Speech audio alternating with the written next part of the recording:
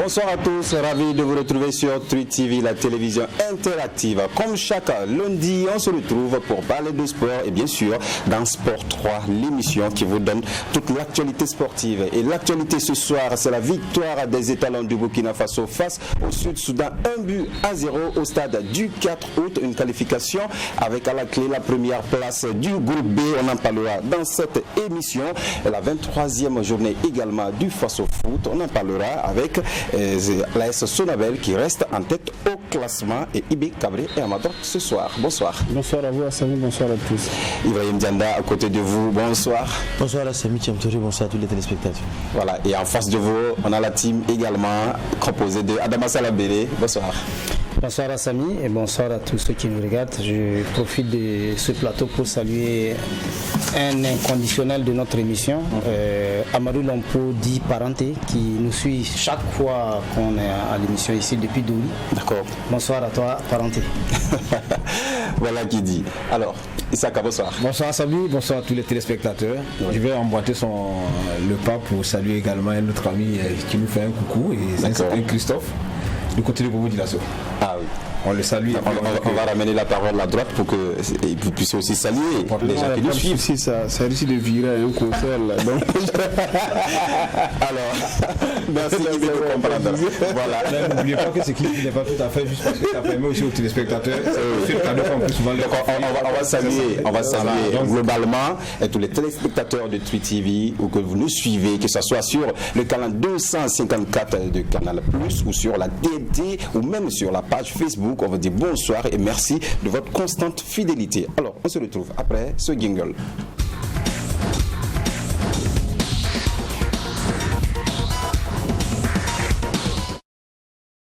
Voilà, les étalons de Burkina ont battu le Sud-Soudan au stade du 4 août, 1-0. On va voir le résumé de cette rencontre, le dernier match de phase éliminatoire de cette CAN Cameroun 2022 au stade du 4 août. C'était le dernier match. Voilà, 6e journée. Les étalons de Burkina qui, en tout cas, ont été acculés dès les premiers instants avec cette frappe qui passe à côté IB. Oui, ils ont été très entreprenants dès l'entame de la rencontre. Et là, c'est une balle à l'orée de la surface de réparation. Et ces joueurs extrêmement vilevoltant, donc on va se signaler en première intention et ça frappe. Et encore, cette frappe encore de ce même joueur-là, bien capté par Hervé Kofi. En tout cas, il était très bien dans son match, il s'est offert donc des possibilités de tir et là, Hervé Kofi Kouakou est resté imperturbable. Ouais, un coup franc provoqué par Bertrand Traoré et tiré par son frère Alain Traoré et c'est dans les gants. Oui, Alain Traoré qui malheureusement n'a plus ses jambes de 20 ans et même les choses les plus élémentaires, il ne les réussit plus. Et Franck Lassina Traoré esselé, ouvre la marque, mais le premier assistant trouve qu'il y a un hors-jeu. Oui, la position de hors-jeu est justifiée, mais l'action elle-même elle est salutaire. C'était pratiquement la première belle opportunité donc, que le Burkina Faso s'est offert avec cette ouverture du score manqué de signer Lassina Traoré. Et en seconde période, Zakaria Sanogo qui déborde un centre et Bertrand Traoré de sa patte gauche rate le cadre. Oui, c'était quand même une belle action, malheureusement il ne raba pas suffisamment la balle et ça va fleurer le montant droit du gardien du Sud-Soudan. Et si la balle rentrait, ça allait être véritablement une action d'éclat, une action d'envergure. L'action était beaucoup plus spectaculaire qu'efficace. Voilà, et l'ouverture de la marque a signé Bertrand Traoré ici pour délivrer tout le public. Oui, il y a d'abord la remise de Franck Lassina Traoré, une belle protection de balle et la remise et il donne une large ouverture, une petite ouverture à Bertrand Traoré donc qui va slalomer et mettre le plat du pied dans la position qu'il affectionne et ça fait l'ouverture du score pour le Burkina. Voilà, beaucoup d'occasions s'en sont suivies et ce coup franc que Franck Lassina Traoré trouve le montant droit. Oui, là il découvre quand même être un très bon tireur de coup franc et là il ne trouve pas donc le cadre, mais c'était quand même très bien essayé de sa part. Et un deuxième but signé Edmond Tapsoba et là il est aussi en hors-jeu. Oui, son positionnement était quand même étrange pour c'était quand même suffisamment flagrant donc pour ne pas être signalé. Mais là, la reprise était extraordinaire et lui aussi, il voulait s'offrir ce premier but avec au stade du 4 août. Malheureusement, ça a été refusé pour lui et ce n'est que partie remise. Voilà, donc un match que les étalons gagnent, 1-0, un seul but qui leur permet de prendre la tête de ce groupe B. Alors on commence par Salam Béré. Dans l'ensemble, comment vous avez trouvé ces étalons? Bon, déjà pour la victoire, c'est déjà bon à prendre, hein. Mais de façon progressive, on va le dire, j'ai trouvé une prestation des étalons quand même à demi-teinte, hein, comme on l'avait déjà dit lors du match Ouganda contre Burkina Faso, où les fans des étalons n'avaient pas vraiment trouvé une satisfaction par rapport au jeu. Vous avez vu également qu'ici, les étalons ont démarré timidement la rencontre, même si après, ils ont vraiment augmenté le niveau de jeu pour peut-être aller chercher ces Sud-Soudanais qui étaient venus vraiment pour gagner quelque chose également. Parce que même si l'équipe était déjà éliminée, c'est une équipe qui venait vraiment pour se sortir d'affaires. Pourquoi pas engranger 6 points dans cette compétition, ou sinon 4. C'est une équipe vraiment qui a été prise à l'usure, parce que vous avez vu les étalons du Burkina Faso ont démarré timidement, je l'ai dit, et ont essayé de circuler le ballon. Les Sud-Soudanais étaient vraiment à la poursuite du ballon, ce qui a un tout petit peu fatigué les joueurs, même si à la deuxième période, avec l'ouverture du score et surtout la sortie du capitaine Charles Kaboré, les Sud-Soudanais ont encore regagné un peu de confiance pour venir mettre la pression sur la défense burkinabé. Et nous, c'était vraiment la vigilance également de Kofi. Voilà, j'ai même le numéro 11 qui a trouvé le poteau avec sa frappe. Qui a failli donner l'égalisation de cette rencontre. En tout cas, nous avons trouvé un match d'ensemble mi-figue, mi-raisin. D'accord. Alors, Dianda, pour vous, est-ce que c'est pas le fait que le match était sans enjeu qui a fait que les étalons n'ont pas donné en tout cas le meilleur d'eux-mêmes, parce qu'on sait qu'au stade du 4 août, ça fait très longtemps qu'on n'a pas vu en tout cas ces étalons jouer de telle manière? On a beau le dire que tout match il faut le jouer avec une intensité, mais le contexte n'étant pas le même, ça peut pas être la même intensité. C'est vrai que quand on prend cette équipe sud-soudanaise dans la première période de jeu, on a senti une équipe tactiquement bien en place, qui a vraiment contenu les étalons du Burkina Faso, qui après la première demi de jeu, après les 30 premières minutes, ont commencé peut-être à laisser des petites frayeurs. C'est-à-dire le Burkina a fini un peu fort vers la fin de la première période, où avec un peu le positionnement d'Ismaïla Ouedraogo, N'Golo Kanté et Charles Kaboré, ils ont un peu inversé un peu les rôles, et à un certain moment on sentait beaucoup plus d'initiative. En seconde période, dès qu'on a commencé très fort, on a arrivé donc à la 50e minute à marquer le but sur un enchaînement de 3 occasions de suite. Mais après, qu'est-ce qui s'est passé? C'est des fantaisies. On a commencé à jouer jouer sur le temps aussi pour c'est là le temps. Nous sommes à 1-0, c'est de jouer à fond. Peut-être le coach pourrait se permettre de faire certains changements pour essayer donc de jouer avec d'autres stratégies donc sur le terrain. Comme on aime le dire, il faut également tester d'autres joueurs. Mais là, on a beaucoup plus senti des jeux de fantaisie, des jeux de trucs où on perdait des ballons. Quand vous regardez les occasions nettes de but sud-soudanais ont été donc de perte de balles sur des occasions donc où nos joueurs voulaient donc prendre individuellement, et souvent on tire le ballon, on provoque même les sud-soudanais jusqu'à un certain moment, ce qui a fait qu'au fur et à mesure ils ont repris la confiance, et c'est là que le carton rouge de Charles est arrivé, parce que on peut tomber même sur le carton rouge. Vous voyez que c'est pas forcément une action dangereuse. Maintenant il fait un geste peut-être qu'il rate et qui crée peut-être une occasion parce qu'il venait juste de prendre un autre carton jaune. Donc du coup je crois que moi je prendrais beaucoup plus l'encadrement technique qui n'a pas su donner un message assez ferme aux garçons, parce qu'à un certain moment également Bertrand Traoré qui reçut un match qui arrive donc à marquer, il y a des cadres qui devaient forcément être mis au repos à un certain moment et permettre à des jeunes qui ont envie de découvrir. On a vu le jeune Faisal Tapsoba qui est rentré, qui a montré tout ça. On allait y revenir. Voilà, tout ça, sa force également. Mais c'est des choses comme ça qu'il faut. Mais là, quand on laisse des joueurs qui n'ont plus rien à démontrer, ils sont déjà qualifiés, ils arrivent à scorer et tout, et ils continuent dans un match, ils sont là, ils ne font peut-être que facilement on pouvait considérer le match nul suite donc à des actions esselées et tout. C'est là un peu le bémol dans ce match. Dans l'ensemble, c'est de les dire félicitations. Isaka, analyse de ce match. Analyse de ce match, ce que je peux dire, c'est que vous vous rappelez que nous avions dit ici la semaine dernière qu'une rencontre est toujours placée dans son contexte et dans son environnement. On avait eu quelques excuses ici pour dire que le match il avait été dit que on partait pour jouer en terre hostile où il fallait forcément mettre les ingrédients, même si ce n'était pas les meilleurs, pour avoir un résultat, ne serait-ce que le match nul et venir peut-être terminer le travail à la maison. Et nous étions patients de voir quel va être le vrai visage des étalons ce lundi, mais le visage n'a pas contrasté forcément avec le visage que nous avons vu du côté du Sud-Soudan. Je suis entièrement d'accord de l'Ouganda. Simplement parce que vous constaterez avec moi que ce pays n'a été affilié à la FIFA qu'en 2012, à la CAF en 2012, pays créé en 2011. C'était un petit État qui veut faire aussi son bonhomme de chemin dans le football.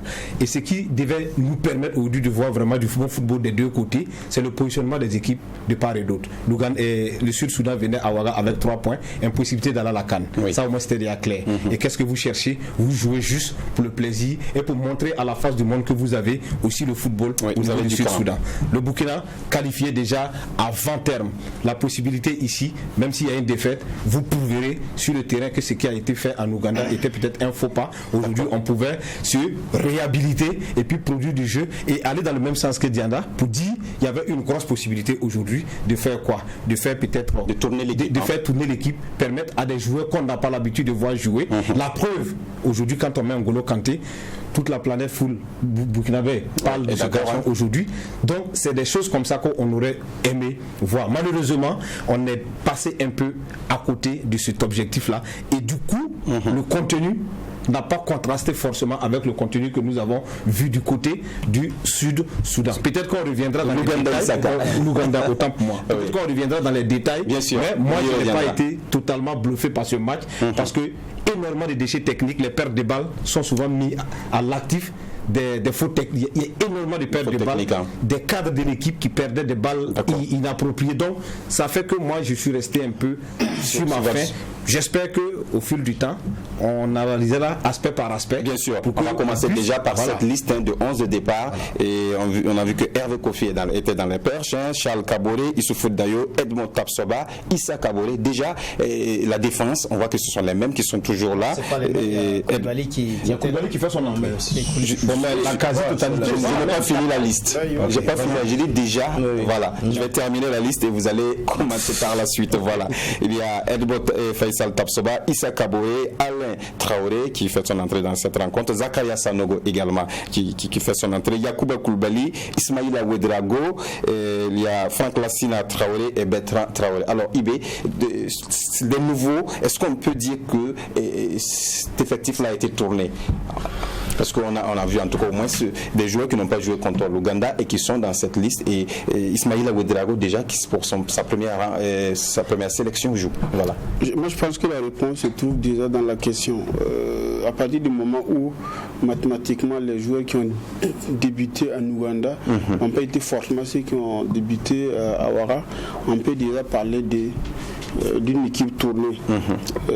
Maintenant, même si la crème était là encore. Et là aussi, il fallait sécuriser quelque chose. Et cette chose-là, c'était quoi?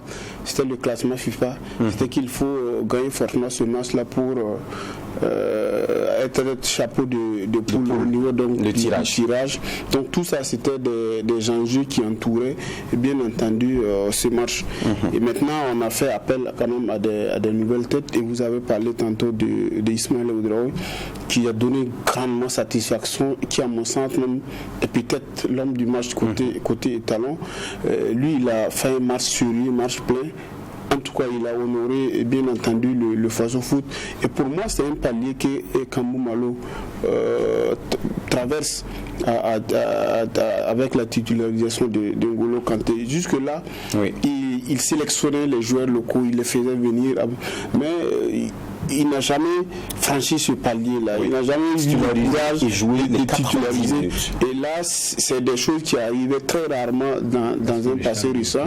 Et après, avec en dehors de la titularisation de comment il s'appelle, de Yakuba Koulibaly à la CAN 2017. Et bien avant, il fallait remonter bien avant les années 2006 pour retrouver un joueur local titulaire donc dans les 11 de départ de cette équipe-là. Mais aujourd'hui, c'est chose faite et tout ce que nous pouvons dire, c'est vrai que on peut critiquer la manière dont ça a été, mais il faut aussi reconnaître que lorsque les hommes ne jouent pas permanemment ensemble et que l'effectif a été remanié, il y a forcément des choses qu'il faut s'attendre, c'est-à-dire que par moment les uns n'arrivent pas à se retrouver même à yeux fermés et tout. Donc on va rechercher en vain une fois que Zaki Sanogo a été titularisé avec Franck Lassina Traoré. Donc c'est des gens qui se découvrent pratiquement. Ils vont le compter aux côtés de Charles Cabot. Donc ça c'est une nouvelle paire qui a été mise en place.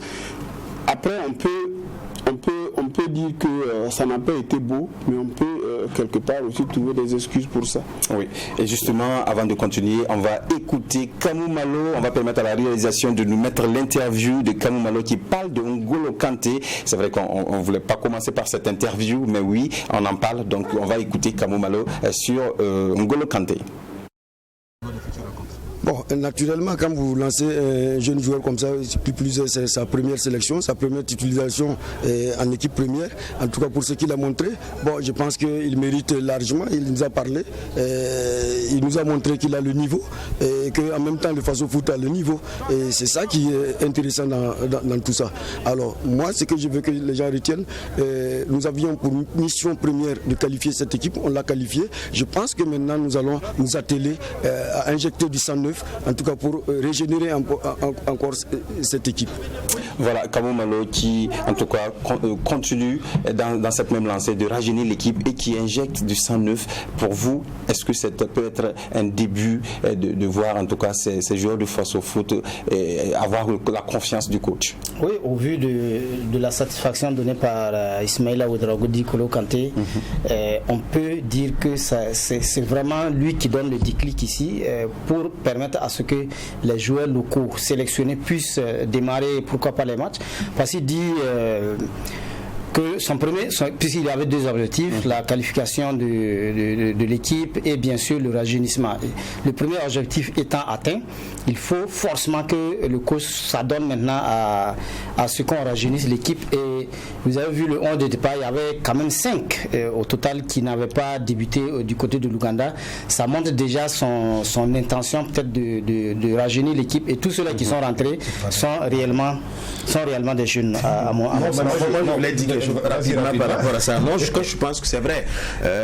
On a la volonté de rajeunir, mais au-delà de Ismaïla Ouedraogo N'Golo Kanté, moi je ne vois pas ici ce jeu-là, parce que là, Franck Lassina Traoré avait peut-être la confiance du coach bien avant. C'est vrai qu'en Ouganda, il a préféré peut-être le Konaté, celui qui est un peu grand, peut-être paysan, qui vient de la Russie. Mais quand on prend Alain Tsibiri Traoré, avec l'expérience, vous aurez voulu que Kamou Malo change complètement, bon, pas complètement, mais au moins des joueurs qui n'avaient pas. Moi je pouvais comprendre qu'il a joué avec le frein à main en première période, mais dans la mesure où on menait au score, les remplacements qu'ils ont fait, moi je n'ai pas du tout compris. Mais en réalité, ce qu'il dit, nous avons la possibilité dans ce match de faire combien de remplacements? 5. Nous en avons fait combien? 3. Les deux sont restés. Le troisième, c'est après le carton rouge. Les deux sont restés. Maintenant, justement la possibilité. Vous remarquerez que le Sud-Soudan fait 5 remplacements complets. L'équipe même qui n'a plus rien à gagner fait 5 remplacements, c'est les perspectives, parce qu'elle sait qu'elle peut même plus se qualifier, elle utilise, on vous donne la possibilité d'utiliser tous vos joueurs pour les voir. Dans les perspectives des éliminatoires de la Coupe du Monde qui arrivent, le capitaine Charles qui a fait un très bon match ce soir, à mon même avis, à 1-0 à un moment donné, 60e minute, on devait peut-être, on devait pouvoir être en mesure de mettre Charles dehors quand on sait qu'il avait déjà un carton. Ça vous permet de faire quoi? De sécuriser ce joueur, peut-être pour les perspectives. Nous allons jouer. Est-ce que vous avez compris l'intervention de IB? Je viens. Nous allons jouer. Il y a des enjeux encore à part. Je suis d'accord avec. Écoutez, le fait, c'est pas le classement. Laissez-moi terminer. Ce que vous devez comprendre, quand vous partez à la CAN, il y aura 24 pays. Rien ne vous dit que c'est le chapeau qui va vous sauver. Rien ne vous dit. Ça encore un avantage. Je suis d'accord. Aujourd'hui, ne vous fiez pas à ces histoires de chapeau pour pouvoir aller à une CAN. Vous partez à la CAN avec une équipe compétitive. Dans la poule où on vous met, vous vous battez, vous vous en sortez. Vous avez vu des pays, le Soudan a éliminé hier, ou c'est aujourd'hui, l'Afrique du Sud dans un match époustouflant, choc, c'est des envies. Donc moi je ne suis pas trop d'accord avec cette histoire de peut-être c'est la poule, c'est le chapeau, c'est important, peut-être, mais c'est minime. Il faut être préparé. Le classement FIFA, exactement. Je viens, mais il peut pas. Mais oui, je suis pas d'accord avec IB. Je suis pas d'accord avec IB. On peut pas prendre ça comme un élément. On peut pas brandir ça comme un élément. Mais c'est ce que Malo a fait. Non. Parce qu'il a voulu sécuriser son équipe. Non, attendez. C'est pas ce qu'il a dit. C'est pas ce qu'il a dit. Non, je dis c'est ce qu'il a fait. C'est pas ce qu'il a dit. C'est pas ce qu'il a dit. Mais moi, ce que je dis, il n'a pas dit qu'il va faire cela. Vous m'empêchez de parler finalement. Vous monopolisez la parole. Tout le monde a parlé. En même temps que je parle, vous introduisez dans mes propos. Allez, 3 minutes, on ne peut pas vous laisser. Je ne parle pas 3 minutes. Je ne parle pas 3 minutes. Ils ont parlé plus que ce que j'ai dit. Ou bien avant de vous donner la parole, Isaka. Voilà. Donc quand je finis pas de me couper, on va revenir sur vous, ne vous inquiétez pas. Mais vous avez une idée à donner. En fait, le problème, c'est quoi? Il dit que moi je pense que c'est des facteurs qu'il ne faut pas négliger. On ne va pas réinventer le football. C'est des facteurs qui existent. Et lorsque les instances habilitées ont décidé de mettre des chapeaux de poule et autres, ça dit que c'est pas pour rien. C'est-à-dire que si vous vous retrouvez dans une poule où, je sais pas, il y a la Côte d'Ivoire, le Nigeria, où il y a tout. Pourquoi on parle de poule de la mort? Non, j'en viens. C'est pas des éléments. C'est pas forcément dépassé, mais ça a son sens. C'est dépassé. Ça peut être positif, mais ça a son sens. Ça évolue. Il y a des choses qui évoluent, mais il y a des règles quand même qui sont préétablies et qui ont traversé l'histoire. Et toutes ces choses qui vont toujours exister pendant les matchs. C'est ça. Ils vont toujours. Pour revenir au cas de Kamou Malo, peut-être je suis d'accord en partie avec lui lorsqu'il dit qu'on pouvait sécuriser et faire l'économie donc des 30 dernières minutes de Charles Kabouré parce qu'il avait déjà un carton jaune, parce que ça va nous priver de lui du premier match de la phase finale. Ça, on n'a pas, là-dessus, je suis d'accord avec lui, on n'a pas vu juste. Mais après, il y a eu les changements qui ont été opérés. Mais vous savez, tout ça, moi je pense que tout ça relève du management. Quand vous avez des cadres comme les Abdourazak Traoré, comme les Alain Traoré, c'est des gens qui ont des vecteurs de transmission d'un certain nombre de valeurs, que ce soit dans les vestiaires ou sur le terrain. Et lorsque il y a un match comme ça où rien ne vous embête, c'est vrai, les jeunes ont peut-être encore la possibilité d'aller sur 2 ans, 3 ans et tout. Les autres sont mais je pense qu'il fait très attention au cadre. C'est un monsieur, lorsqu'on l'a reçu ici, il a montré tout le respect qu'il voue à ses cadres, et d'entrée de jeu, Malo avait décidé de rendre hommage à son capitaine et tout. Et le capitaine lui a expliqué l'approche qu'il a vis-à-vis de ses joueurs. Et moi je pense que l'entrée d'un garçon comme Razak Traoré, même si sportivement on peut mettre ça en point d'interrogation, la titularisation bien entendu de Alain, on peut mettre ça en point d'interrogation. Moi je pense que dans le cadre du management, ça prend quand même tout son sens. Je donne la parole. Allez-y, c'est très simple. Pour revenir à ce qu'il avait dit, je crois que ce qu'il a dit par rapport au chapeau, c'est son avis. Ça ne veut pas dire que c'est forcément sur cette base que. Donc je pense que c'est mieux qu'on laisse tomber pour avancer. Mais pour revenir un peu à ce qu'il a dit tout de suite, je ne suis pas du tout d'accord. Parce que. Non, tout simplement parce que. Il faut qu'on avance. Les cadres, c'est bon, c'est vrai. On a le respect pour eux, c'est vrai. Mais quand on est un manager, il faut savoir prendre des décisions et puis les assumer. On ne peut pas mettre les destins peut-être d'une équipe nationale juste parce que des cadres ont fait ci, des cadres ont fait ça. Non, attends, parce que là, dans le cas où il y a pris des décisions, c'est dans ce match. Je termine. Parce que quand on parle un peu de cadres et autres, mais attendez, qu'on se dise la vérité, le Burkina Faso manque aujourd'hui d'un meneur de jeu attitré. Venez me dire ici que Alain Traoré a toujours ces jambes-là qui peut être un meneur de jeu pour donner peut-être, pour conduire les étalons vers une CAN.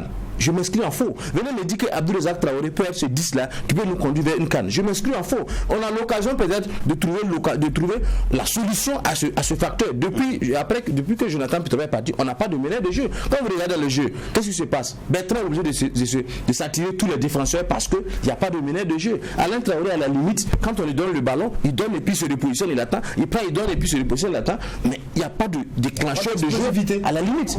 Mais c'est ce qu'on demande au coach de nous trouver un jeune qui peut faire ce boulot. C'est pas de dire que ce sont des cadres, il faut. Parce que c'est comme si on a peur des cadres. Il ne faut pas avoir peur des cadres. Ils ont peur leur temps. Si leur temps est fini, donc à partir. Je crois que c'est tout là. On va calmer un peu les ardeurs. Et avant de vous donner la parole, je vais vous donner la parole. Mais oui, on va se calmer un peu. Voilà, c'est normal. On est peur des cadres. Juste pour un peu réagir à ce qu'il a dit. Moi, je crois que d'abord par rapport à cette histoire de chapeau, je crois que c'est très important. On a vidé ce débat. Je vais dire, puisqu'il faut justifier les choix peut-être de Kamou. Moi, je pense que l'histoire du chapeau a son sens. Parce qu'il faut jouer en fonction de ça. Ça joue sur le classement, ça joue également sur la performance de l'équipe lorsque vous êtes en phase finale de CAN. Mais également, peut-être que le choix de Alain Traoré a peut-être péché. Moi, je n'aurais pas peut-être. C'est ça. Je vais dire, je suis d'accord que la titularisation de Alain Traoré, moi, ça ne m'a pas vraiment convaincu. Mais je voudrais également dire que le rajeunissement de l'équipe là, c'est pas d'un coup qu'on peut. Il a apprécié par exemple la prestation de Charles Caboret. C'est un cadre, il a également pris de l'âge. Voilà, il a fait un bon match. Mais peut-être que c'est au niveau des choix que les cadres ne devaient pas être peut-être Alain Traoré ou je ne sais quel autre joueur. Sinon, je suis d'accord avec vous que par rapport au cadre de choix. Le choix de quel cadre? Je parle d'Alain Traoré. Lui seul, ce que je vais dire. Même si demain Charles est titularisé, personne ne va dire mot. Parce que jusque-là, on n'a pas encore ce jeune qui est arrivé à son niveau pour le pousser. C'est de trouver des jeunes qui va être à côté de lui. Peut-être à ce qu'il essaie de la faire aujourd'hui. Mais ici, au niveau de comment on appelle, de meneur de jeu, celui qui tire l'équipe. Pour vous, il faut chercher un vrai meneur de jeu. Pour moi, d'abord, ce qui m'a pas vraiment plu dans ce casting de ce soir, c'est lorsque il y a un remplacement et c'est Razak qui rentre. Pour moi, personnellement, est-ce que c'est pas le fait que Charles soit sorti avec le carton? Charles est sorti avec carton. Si vous, il est sorti. C'est direct qui est rentré. Alors, l'entrée, je pense qu'il y avait d'autres milieux de terrain qu'on pouvait peut-être mettre. On aurait la chance d'avoir peut-être 2 locaux. Dans ce match, on ne pourrait pas la chance. On en a eu combien finalement? Je suis d'accord qu'avec le temps, ce que le coach dit, il va le faire. Ça, au moins, il n'y a même pas le choix aujourd'hui. La preuve que les cartes sont en train d'aller à la fin. Celui qui ne s'inscrit pas dans cette logique est voué à l'échec. C'est obligé que comment on appelle, la loi de la nature se produise. Il y a des joueurs qui, à un moment donné, d'ici la CAN, ne pourront plus être opérationnels pour être dans cette équipe. D'où le changement inéluctable va s'établir. Maintenant, ça pouvait aussi commencer aujourd'hui. Aujourd'hui, quand Malo il jette un Ismaïla Ouedraogo aujourd'hui qui fait un match XXL. Ça va mettre l'entraîneur. Ça au moins c'est clair. Parce que là, on dira quoi? Que c'est le combat dans l'œil. Il a vu juste. Il aurait peut-être dû ajouter peut-être un autre milieu à la sortie et en lieu et place de. Je n'ai rien contre Razak. Tapsoba est rentré. Non, mais c'est pas le même registre. C'est pas le même registre. C'était déjà bien. Mais j'ai dit la sortie par exemple de Razak pouvait permettre de jouer. C'était le gars qui a Oroya. Je sais qu'ils ont le même profil, non? C'est pas le même profil pratiquement. C'est le même profil. Donc c'est des jeunes comme ça qu'on pouvait lancer. Ok. À partir du moment où il n'y a plus d'enjeu. Lui non plus n'est pas jeune. Voilà. Mais on pouvait le lancer. Et il y a d'autres jeunes aussi qui étaient là. Et regardez par exemple Zakaria Sanogo. Il a été peut-être l'un des meilleurs dans les 2 matchs en confrontation directe. Son match en Ouganda en 5 minutes. Il sort un match en 5 minutes meilleur que certains en 90 minutes. Ça au moins c'est clair. Aujourd'hui, lui qui donne le tempo dans la rencontre, c'est lui. Mais quand vous regardez son processus depuis aujourd'hui, c'est rare. depuis les autres entraîneurs jusqu'à aujourd'hui, on ne lui donnait pas suffisamment de possibilités. Donc ces jeunes-là, c'est des jeunes loups aux dents longues qui ont faim. À un moment donné, il faut faire la transmission. Ça va se faire doucement, lentement, comme le dit IB, comme il le souhaite, pour ne pas bousculer la hiérarchie des anciens. Je suis d'accord, mais à un moment donné, regardez hier par exemple ce que Baumel fait avec la Côte d'Ivoire. Le jeune Ahmad, Diallo Ahmad, qui joue à United. C'est un jeune joueur, mais qu'est-ce qu'on fait? On le prend, on le jette parmi les Nicolas, on fait sortir Nicolas Pepe et on le met dans le match. On fait sortir Nicolas Pepe, qui joue à Arsenal, qui est un cadre indiscutable, et on met un enfant pour sa première sélection. Comment vous pouvez expliquer ça? Ça veut dire que déjà, et le petit, il remercie aujourd'hui l'entraîneur de l'avoir fait, de l'avoir permis de jouer sa première. Donc tout ça, c'est des éléments sur lesquels, comme on se dit, ça fait partie du football. Autant on va passer par il n'y a pas de souci. Je vais aller dans le sens où les gens nous attendent. Je veux dire que moi, je suis pas partisan de la rupture brusque et brutale. On va finir ça. Dans le développement, par exemple, de ce que l'autre veut nous faire consommer ce soir. Ça veut dire quoi? L'équipe nationale, c'est comment je vais essayer. Il y a des transmissions de valeurs et des règles non écrites et qui se font de façon progressive dans une équipe, que ce soit dans les vestiaires ou bien sur la pelouse. Les jeunes dont vous parlez, c'est bien, mais il y a des habitudes, que ce soit sur le terrain ou bien en dehors, que les deux doivent bénéficier. Je suis pas de ceux qui pensent que il faut arriver tout de suite. Vous avez quel âge? 32, non? Vous prenez la porte. C'est pas ce oui, mais c'est ça qu'il lui dit qu'il n'est pas parti, qu'il n'est plus rien apporté à l'équipe.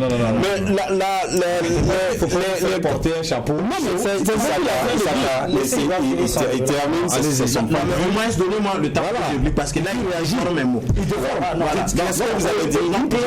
Je suis d'accord. J'ai dit, Charles Kaboré par exemple, il a un certain âge, mais je n'accuse pas son match parce que jusqu'à présent, dans son poste quand même, on n'a pas encore un jeune qui arrive à le développer. Vous êtes inscrit en faux sur lui. Maintenant, par rapport au meneur de jeu que nous avons jusqu'à preuve de contraire, si c'est pas Alain et Abdourazak Traoré, jusqu'à l'heure où nous parlons, ces gens ne peuvent plus nous apporter un haut niveau. Il faut forcément qu'on trouve la solution. Et c'est pas moi qui le dis, quand vous regardez dans le jeu, ça se sent. C'est ce que j'ai dit. C'est pas l'âge. Hein. Si vous avez 36 ans comme Cristiano Ronaldo et pour nous apporter quelque chose, vous n'avez pas de problème. Mais je pense qu'il faut que nous travaillions. C'est des cadres, c'est vrai, mais il ne faut pas avoir peur des cadres. Je suis d'accord. On a bien compris. Dans une équipe, il y a une façon de faire. On ne peut pas chasser les gens comme ça. Je suis d'accord. Mais quoi qu'on dise, il faut également dire que les cadres, ce n'est pas les cadres de dicter ce qui doit se faire en équipe. Nous sommes en Afrique, nous savons qu'il y a beaucoup de bruit, de choses qui ne se disent pas. Mais il faut qu'on arrive à prendre, à éliminer ces genres de discussions. Parce que les cadres sont là, oui, ils sont cadres parce que des gens les ont accueillis et les ont fait des cadres. Mais aujourd'hui, je profite apprécier peut-être un geste à la sortie de Charles Kaboré où on a vu Bertrand prendre le brassard de capitaine. Ça montre qu'on le porte l'équipe. Mais c'est des choses comme ça que nous voulons. Nous ne voulons pas peut-être dire non, il faut attendre que le gars, comme Pitropa dise non, je ne viens plus en équipe nationale. Pourquoi on commence à chercher quelqu'un pour venir le mettre à son poste? C'est ça, je dis non. On veut aller jouer en Coupe du Monde, on veut jouer en c'est pas avec des joueurs à peu près qu'on va aller. 30 secondes, vous avez débordé. C'est bon. Voilà. Merci Dianda et merci à tout le monde. Ça a été un peu chaud. On va se relaxer un peu avec cette interview de Kamou Malo qui fait son analyse de cette rencontre face au Sud-Soudan. On l'écoute. Je ne dirais pas non, parce que je ne dirais pas oui parce que j'ai pas reconnu mon équipe, non. Je dirais tout au contraire que pour moi ça a été un match difficile certes, parce que en fonction de ce que l'adversaire nous donne comme réponse, elle est venue, elle a joué un bloc bas, très bas et avec de grandes tailles, c'est difficile d'avoir cette fluidité. Alors en deuxième mi-temps, il a fallu en tout cas aller dans les intervalles pour aller chercher cette équipe. Bon, pour moi, marquer un but et gagner ce match, c'est le plus important d'ailleurs, parce que ce n'était pas évident. Alors, surtout que nous avons affaire à une équipe qui se dit éliminée, n'a rien à gagner, elle joue sans stress. Nous étant déjà qualifiés, vous voyez, les enfants les jeunes ont eu du mal en tout cas à rester dans la concentration. On a passé tout le temps à marteler, mais vous avez vu qu'eux ils étaient déjà en fait, c'est ce qui a entraîné cette difficulté. Voilà, Kabou Malo qui fait son analyse du match. Pour lui, en tout cas, cette équipe a été coriace ce soir. Mais on a vu également Dianda qui a parlé de Bertrand Traoré. Bertrand Traoré, celui-là qui a pris le Barça après la sortie de Charles. Ici, il faut se dire que voilà, c'est un joueur aussi qui peut porter l'équipe sur ses épaules. Oui, déjà, sa première sélection, c'était en 2012. Vous vous souvenez, je crois que c'était au Gabon. 2011 je pense. Oui, 2012, où il a pris part vraiment à la phase finale en tant que jeune. C'était le plus jeune joueur de la CAN. Son premier match en 2011. Le capitaine, je ne sais pas, tu ne continues pas qui ça revient. Est-ce que c'est en termes d'expérience ou bien c'est en termes de talent? Je ne sais pas. Généralement, c'est dans les équipes, c'est en termes d'ancienneté, généralement. D'accord. Mais l'entraîneur a vraiment le choix. Il a l'attitude possible de choisir le joueur qu'il veut. Voilà, même pour l'essentiel que celui-là qui va. Mais le principe voudrait que ce soit le plus ancien en sélection. Parce que le capitana, par rapport à la sagesse aussi, le choix de Bertrand est tout à mon sens. Voilà, parce que Bertrand quand même fait partie des anciens, même si son grand frère était là. Oui. Mais je voudrais dire que, en tout cas, sa prestation aujourd'hui a peut-être été de façon successive, parce que il démarre timidement la rencontre. Oui. Il n'est pas vraiment dans son assiette au niveau du positionnement, parce que pour moi peut-être c'est le positionnement qui a fait peut-être qu'il a un peu baissé en régime, parce qu'il a l'habitude souvent d'évoluer sur le côté, mais là il était pratiquement considéré comme le meneur de jeu. Normalement je crois que c'est un milieu sortant, n'est-ce pas? Mais aujourd'hui, quand vous regardez, il pouvait pas. Sa prestation était à demi-teinte simplement parce que il dézonnait. Il dézonnait carrément et il se retrouvait collé au petit latéral Issa Kaboré. Conséquence, si vous remarquez dans le match, je ne sais pas si vous avez noté sur une feuille, Issa Kaboré n'a fait que 3 centres dans le match en 90 minutes. 3. Pour un latéral aussi excellent comme lui, il n'a fait que 3 centres. C'est dû au fait que dans son couloir, il n'y a pas de dédoublement. Et si vous avez remarqué, l'homme qui n'a pas l'habitude de faire souvent les centres, qui n'est pas l'un des meilleurs centreurs, notre latéral gauche, aujourd'hui fait pratiquement presque 9 à 10 centres dans le match. Non, mais c'est pas des centres ici. Oui. Même si ce n'est pas des centres ici, ça veut dire qu'il y a eu du mouvement vers l'avant qui ont provoqué des centres. Mais quand il n'y a pas de mouvement, ça veut dire qu'en réalité, sur son côté avec Zakaria, il y a eu des mouvements d'échange. Quand lui pique au milieu, l'autre déborde, il y a des trous. Mais de l'autre côté, il y avait toujours une fermeture. D'accord. Alain se retrouvait toujours sur la ligne où devait se retrouver le jeune Issa Kaboré. Donc du coup, il n'y a pas de. C'était lourd. Donc c'est ça qui se fait. D'accord. Je pense que ça a grippé tous les défenseurs parce que ils ont compris également que le danger allait venir de là-bas. Parce que l'accélération vient de lui et quand ça tambourine, ça vient de lui. Ça revient à ce que j'ai dit ici. Le problème de meneur de jeu. Parce que soit on prend courageusement Bertrand Traoré, on le place en 10, on voit ce qu'il fait et on met peut-être un 10, comme on appelle ça. Cyril Bayala ou un autre ailier. Voilà, le fait de le mettre là-bas, il repousse. Ça dit que c'est lui, le match des étalons aujourd'hui, le rythme du match tenait au rythme de Bertrand Traoré. Quand il baisse, ça baisse. Quand il fait des fantaisies, on perd les balles, ça part. Et quand il décide d'accélérer, on accélère et ça marche. D'accord, justement, on va écouter Bertrand Traoré avant de continuer. Bertrand Traoré qui, en tout cas, fait l'analyse de ce match. Voilà, donc on l'écoute. Je sais pas, beaucoup de déchets techniques et moins d'intensité.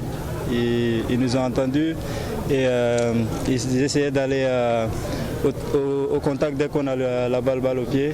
Et en première mi-temps, je pense qu'on n'était pas assez mobile sur le terrain. On jouait limite en marchant. Et je pense qu'en deuxième mi-temps, on a été un peu plus mobile et on a fait des changements tactiques au niveau de notre animation offensive. Je pense que ça a payé très vite, on a marqué et après ils sont restés dans leur rythme, rester bien en bloc, être agressif quand on reçoit le ballon et essayer de nous contrer. Et je pense que voilà, c'est pas notre meilleur match, mais voilà, vu le contexte, on était déjà qualifié. On a essayé de rester le plus professionnel possible, essayer de gagner et prendre les 3 points ce soir. Je pense que voilà, le plus important, c'est les 3 points. Et on va fêter cette qualification et rentrer et bosser pour être prêt pour les éliminatoires de la Coupe du Monde en juin. Voilà, Bertrand Traoré, après le match, et Bertrand se projette déjà aux éliminatoires de la Coupe du Monde et aussi à la CAN. C'est ce qu'on doit faire, Ibé. Oui, c'est vrai. Il y a les éliminatoires de la Coupe du Monde qui vont intervenir, je crois que c'est à partir de juin. Et le coach aura évidemment besoin donc de compter sur des garçons comme lui donc pour porter le leadership technique donc de l'équipe, parce que aussi il faut le dire que c'est l'un des objectifs de Burkina, participer à une phase finale de Coupe du Monde. Et ça demande beaucoup de travail, ça demande beaucoup de concentration et de sérieux. Et une équipe donc, qui est en train de se mettre progressivement. Et il y a des joueurs donc, qui quittent et il y en a d'autres qui rentrent. Il y a du sang neuf qui est injecté. Donc on espère que d'ici là que le coach pourra bien entendu trouver la potion magique pour trouver le meneur du jeu explosif dont souhaite Mohamed Dianda. Et à côté aussi des garçons qui ont la volonté, donc qui a envie donc, de prouver, de porter finalement le drapeau de Burkina dans les concerts des nations de foot. Voilà qui est bien dit. Il faut qu'on avance. Oui, en plus de ce meneur de jeu dont veut vraiment tout le monde ici, il faut également parler de l'attaque, parce que moi j'ai trouvé un Franck Lassina Traoré qui est en surpoids et je trouve que c'est la conséquence de son manque de jeu au niveau de son club à l'Ajax. Il est souvent mis en équipe de réserve. Il faut vraiment que son problème avec l'Ajax a été expliqué parce qu'il devrait le club veut prolonger son contrat, lui ne veut pas. Et vous savez que le facteur X aussi des éliminatoires, c'est qu'on risque de jouer pratiquement tous nos matchs à l'étranger. Bien sûr. Donc ça c'est un facteur X. Ça veut dire qu'il faut encore doublement être mentalement fort. Parce que quand vous jouez l'un de vos bases, c'est différent de quand vous jouez à domicile. Et un aspect à ne pas oublier, très rapidement, c'est la poule. C'est la poule, vous êtes face à Djibouti, Niger et surtout l'Algérie. L'Algérie qui joue non seulement sur le terrain. C'est la meilleure équipe à l'heure actuellement. Non seulement sur le terrain, hors du terrain. Ça veut dire ce que ça veut dire. Donc il faut être préparé. Mais la dernière Kamou Malo, je pense qu'il a aujourd'hui il a toutes les cartes en main. D'accord. Parce que les jeunes qu'il a, c'est des jeunes qui savent vraiment manipuler le ballon, qui savent jouer au ballon. Il suffit de pouvoir les utiliser et je sais que d'ici les éliminatoires, c'est clair qu'on aura une bonne équipe. Merci bien. En tout cas, merci à tous les 4 sur ce sujet. Vous avez été formidables. C'était chaud, mais oui, c'est pour la bonne cause. On y est quand même. Voilà, on parle à présent du face au foot avec la 23e journée. On se projette sur la rencontre USO ASFB, un match qui s'est joué au stade Issoufou Joseph Colombo. Matinalement, il y a eu un penalty tiré par Abbas Ripama qui marque, mais l'arbitre pour lui il faut reprendre le match puisque un joueur qui est rentré avant le tir il est rentré, voilà, et ça a été repris, donc ouverture de la marque pour l'ASFB. Oui, Ripama qui retrouve ses marques, j'espère que ça va lui faire du bien, lui qui a porté cette équipe de l'ASFB à un moment donné. Et là il s'inscrit dans une logique de réveil, ce qui est espéré et souhaité donc par son équipe. Et un coup franc encore pour l'ASFB, et là vous allez voir sur cette tête que le portier se démêle pour enlever le ballon, et encore un coup franc pour l'ASFB, une tête plongeante qui ne donne rien. Oui, là il a placé la tête, je crois qu'il a été gêné suffisamment par le défenseur, mais il ne trouve pas le cadre et sa tête donc va passer largement à côté. Moussa Ouedraogo procède à un changement avant les 30 premières minutes pour faire rentrer Memel, et voilà, en tout cas ça donnait un peu de fruit sur cette action. Oui, là, il retrouve la bonne animation de son équipe. Mais ça a été refusé. Et là, il y a quand même une possibilité. Et la position, malheureusement, il est refusé derrière. Et un deuxième but de l'ASFB, voilà, en seconde période pour clouer l'USO.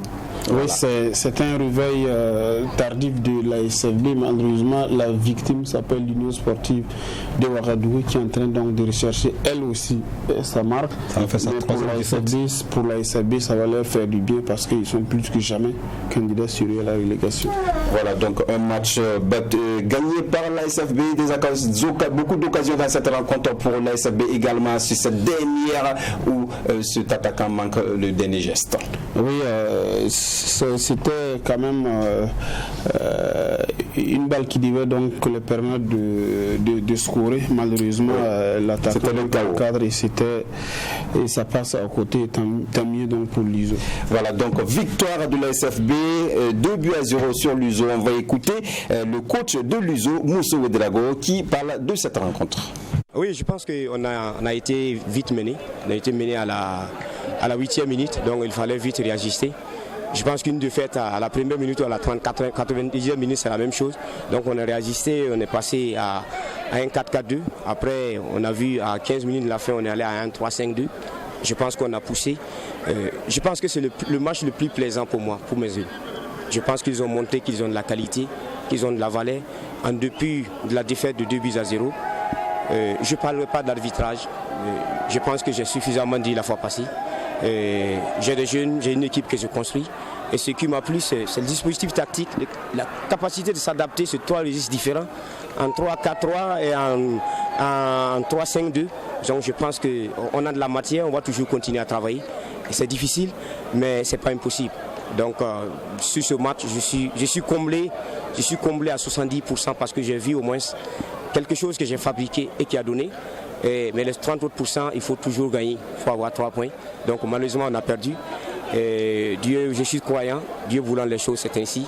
On se remet à Dieu. Nietzsche disait que tout ce qui arrive à l'homme est nécessaire. Donc je suis dans ces nuages-là. Peut-être que je suis un peu compris, peut-être que je suis mal compris. Mais ce que j'ai à dire ici, c'est que souvent c'est vous les journalistes, qui venez un peu la saison et qui compliquent un peu les prestations de l'USO. Voilà, je pense que la conférence de presse passée, il y a un journaliste qui a dû divulguer des informations qui étaient fausses. La question qui m'était posée, c'était quoi? Quelles sont les caractéristiques du football burkinabé? J'ai essayé de développer en disant qu'à la fédération, on apprend à chaque entraîneur l'attaque placée, l'attaque rapide et la contre-attaque.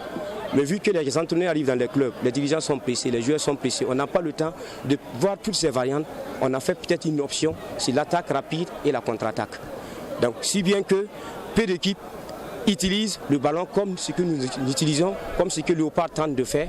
Donc on a pris mes propos, transformé autre chose. Je pense que la prochaine conférence de presse, on aura le temps de tout rectifier. Mais ne tuez pas un peu vos héros. Voilà, sacré Moussa Ouedraogo Di Mourinho, qui avait en tout cas beaucoup de choses à dire sur vous les journalistes. Je crois que là-dessus, on a tous lu un peu la capture, repris donc par une page Facebook. Je ne pense pas que ça a été dit sur un plateau. Oui, dans une page Facebook qui a été, on a parlé, qu'il a dit que quand il joue avec une équipe, voilà, il préfère lui donner le ballon parce qu'il ne sait pas quoi faire avec le ballon et tout. Et ça a vraiment créé un problème. Oui, les gens en ont parlé parce que souvent c'est comme s'il manquait un peu de respect à ses collègues entraîneurs et tout. Mais je crois qu'à ce niveau-là, nous sommes tous donc des hommes de médias. Quand il y a un souci, il faut également un droit de réponse. Il fallait clairement qu'il l'écrive ou qu'il l'adresse peut-être une correspondance à la page Facebook ou bien aux médias. Il a profité de nos micros là pour le dire et il restera tranquille. Il y a un droit de réponse. Voilà, je pourrais donner au lieu de prendre les journalistes de façon. Moi je pense que là, sa communication n'est pas bien. Parce que je me rappelle bien lorsque j'ai eu vent de cette information selon laquelle Mourinho aurait dit que les entraîneurs du Faso Foot ne savent pas la majorité. Quelqu'un a dit ça au stade, je lui ai dit mais est-ce que l'entraîneur a vraiment dit ça? S'il a dit, ça veut dire que lui-même il se soustrait de ce conglomérat d'entraîneurs qui ne sait pas de quoi faire le ballon avec le ballon où il fait partie. S'il fait partie, il ne peut pas dire des choses pareilles, à moins que lui soit le meilleur, il se soustrait et puis il laisse les autres dans la boue. Donc ça fait un tollé. Maintenant, s'il y a une situation comme ça où il y a un problème on dit le langage traduit mal la pensée. Il y a un philosophe qui l'a dit, comme lui-même, il aime le dire, il pouvait peut-être faire une droit de réponse pour ne pas dire que les joueurs c'est ensemble. Parce que nous, sur notre plateau, à aucun moment, nous n'avons parlé du fait que Mourinho, on s'est toujours intéressé à ces aspects footballistiques, bien sûr, que les autres aspects philosophiques. Nous, généralement, ça nous intéresse pas trop. Il a peut-être la possibilité ou il a envie de faire du rétro-pédalage et de revenir en arrière. Mais moi, je vous rappelle que j'ai été l'auteur de la question en conférence de presse. D'accord. Et la question n'était pas exactement ce qu'il dit ici. La réponse, non. La réponse, non. La question n'était pas exactement ce qu'il relate ici. Et après, ce qu'il dit, c'est dans une question et dans son développement qu'il a lâché cette partie et les joueurs, les journalistes a repris la partie. Les journalistes, c'est la partie qui a intéressé les journalistes et il a repris. Sinon, effectivement, je suis l'auteur de la question et moi je confirme que ce que les journalistes ont écrit, c'est pas faux. Voilà. Donc finalement, on se concentre sur les propos de Mourinho. On oublie cette victoire de l'ASFB. Je ne suis pas l'auteur de la question. Moi, j'ai été l'auteur de la question et la réponse qu'il a donnée, voilà, il y avait ça dans sa réponse. Voilà. Donc, j'ai demandé s'il n'était pas incompris dans le force-foot, entre autres, et dans le développement de sa question. C'est ce qu'il s'est ressorti. Voilà, c'est clair et net que ça a été dit. On va revenir sur le match. Voilà, l'USO qui a perdu face à cette équipe de l'ASFB. L'ASFB qui gagne une victoire après plusieurs journées au bas du tableau, Salambéré. En tout cas, l'ASFB qui renaît, on va le dire comme ça, parce que face à une équipe de l'USO également qui était en perte de vitesse, est tombé face à cette équipe de l'ASFB à domicile. C'est vraiment. Moi, j'aurais voulu peut-être que Mourinho explique parce qu'il a parlé de variantes, de plusieurs variantes de jeu qu'il aurait développées sur ce match. On aurait peut-être eu la clairvoyance de sur son système de jeu. Pourquoi il a perdu? Quels sont les systèmes de jeu qu'il a peut-être mis en place pour peut-être perdre ce match? Parce que pour moi, un entraîneur qui développe assez de système de jeu sur sa rencontre et qui perd le match n'a peut-être pas choisi les bons systèmes pour aller sur le score. Ils sont à 3 défaites d'affilée. Si je ne m'abuse, si je me trompe, peut-être quelqu'un. L'ASFB ou l'USO? Non, l'USO est à 3 défaites. Ça veut dire que. Aussi dans la zone de relégation. Voilà. 3 matchs, 0 points pris. Il y a un souci quand même. Donc, je ne pense pas que ce soit le discours peut-être du journaliste qui est sorti pour faire tourner, qui est peut-être à la base, mais il faut rechercher peut-être la solution. Parce que il peut s'excuser, il peut faire son meilleur culpa, s'excuser, mais ne pas chercher à démentir ce qu'il a dit. Là, la SFV gagne 3 points précieux et cède donc le fauteuil de dernier à Kozaf. Parce qu'il sort un peu, ça montre que ça bouge beaucoup. 3 points déjà, il sort. On va écouter l'entraîneur de l'ASFB actuellement qui est Djabir Adama Dramé, voilà, qui remplace Oscar Baron. On l'écoute. La stratégie était simple, c'était essayer de contenir l'adversaire déjà et puis essayer de se projeter le plus rapidement possible devant. Tranquille. Bon, de toutes les façons, je suis convaincu qu'on n'est pas à notre place. C'est une conviction, c'est personnel, mais je suis convaincu qu'on n'est pas à notre place. Avec tout ce qu'on a comme garçon, comme talent, il y a la force de revenir dans les débats. On va travailler on va se battre pour essayer de maintenir notre rang.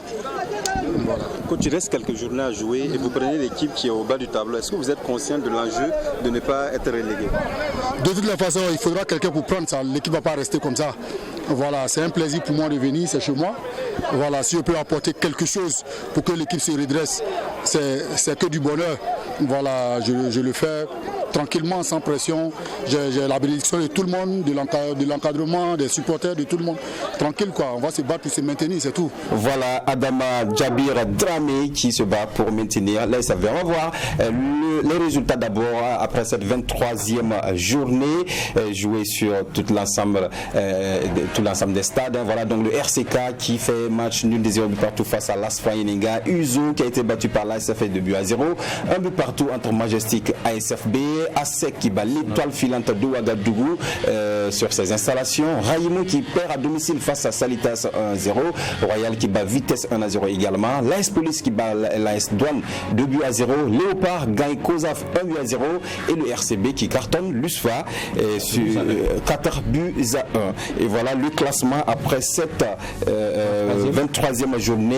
La Sonabel reste en tête avec 43 points plutôt, suivi de Salitas 42 points, un point de différence. Donc USFA suit avec 38 points, 37 pour l'AS Douane, RCK 33, 32 pour le RCB, 32 également pour l'ASEC de Koudgou ainsi que le Majestic. L'AS Police classé 9e à 31 points. Sur l'autre partie du tableau, on verra Royal FC qui a 30 points, suivi de l'Étoile filante de Ouagadougou avec 28 points. L'ASFA Yenenga est 12e avec 28 points également, 27 pour l'USO, 25 Léopard de Saint-Camille, 24 pour Raïmo, Vitesse à 22, ASFB 20 et COSAF également 20 après cette 23e journée. Voilà, on disait tantôt si l'ASFB gagne seulement qu'une victoire va se retrouver après cette zone de relégation. Parce qu'ils ont 20 points déjà, l'autre a 22 points, Raïmo qui est le premier légal à 24 points. Donc vous voyez déjà qu'avec une victoire, déjà vous montez et ça veut dire que le classement est très serré. Oui, c'est Nopal qui a fait la bonne affaire parce que là il bat COSAF, ils sont tous candidats à, voilà. Donc Léopard qui est premier relégable hein, puisque Léopard premier non relégable. Premier non relégable. C'est Raïmo qui est le premier relégable. Parce que la défaite infligée par Salitas à Raïmo cette semaine les amène vraiment à être premier non relégable. Premier relégable. Voilà, merci à tous.